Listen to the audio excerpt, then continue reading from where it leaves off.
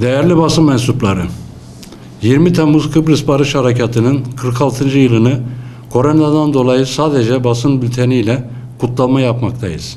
Bizler 20 yaşında cennet bahçesine koşarcasına kimimiz havadan, kimimiz denizden çıkarma yaparak Kıbrıs Türk halkını Yunan ve Rum zulmünden kurtarmaya gittik.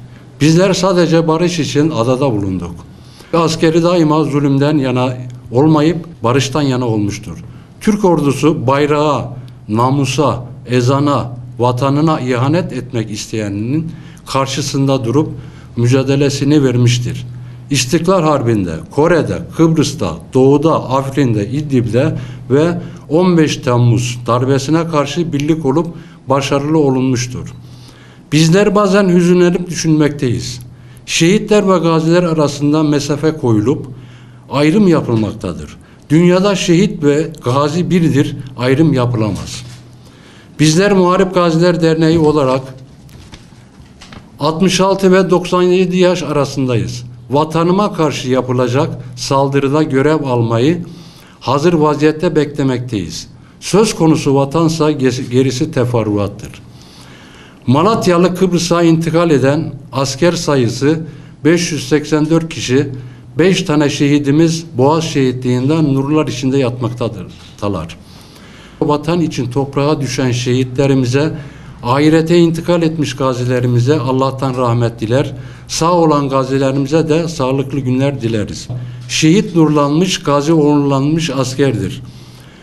Bir konuda değineceğim. Kıbrıs Cumhurbaşkanı Mustafa Akıncı bazen saçmalıklar yaparak açıklamalarda bulunmaktadır. Derhal o görevi bırakmasını diliyoruz. Yetkililerden yeterince ilgiyi görüyor musunuz? Bazı şeylerde göremiyoruz.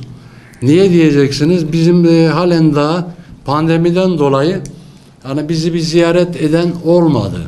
Daha henüz yani biz derneğimize bir sefer ilaçlama yapıldı. Daha ondan sonra belediye tarafından yapılmadı. Maske istedik, gelmedi. Dezenfekte malzemesi istedik, gelmedi. Yani şimdi biz kendi yağımızla kavrulan bir gaziyiz. Ama bize yardımlar, yani biz dilenci değiliz. Yani şunu söyleyeyim. Ben şerefli gaziyim. Hani hiçbir zaman dilenmem. Ama yetkililerimiz gelirler burada, eksiklerimizi görürler, yaparlarsa Allah razı olsun. Yapmazlarsa yine Allah razı olsun. Diyeceğim bu kadar.